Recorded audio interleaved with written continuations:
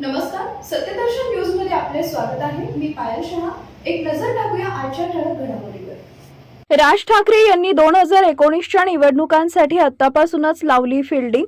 महाराष्ट्र नवनिर्माण सेनेचे अध्यक्ष राज ठाकरे यांनी 2029 मध्ये होणाऱ्या विधानसभा निवडणुकांसाठी आतापासूनच संघटना बांधणी करण्याची गरज व्यक्त केली आहे।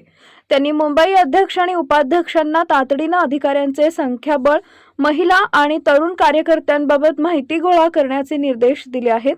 तसेच रिक्त जागा आणि पदाधिकाऱ्यांच्या कार्यप्रणालीची माहिती घेण्यास सांगितले आहे। याचबरोबर मुंबई महापौर पदाच्या निवडणुकीसाठी कोणाला पाठिंबा द्यायचा यावर मनसे लवकरच आपली भूमिका जाहीर करील।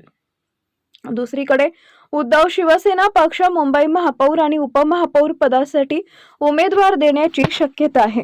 सूत्रानुसार ही निवडणूक बिनविरोध होऊ नये यासाठी ठाकरे सेना उमेदवार देणार आहे। या संदर्भात मातोश्रीवर बैठका सुरू असून 7 फेब्रुवारी रोजी उमेदवारी अर्ज भरण्याची अंतिम मुदत आहे, तर 11 फेब्रुवारी रोजी निवडणूक होईल।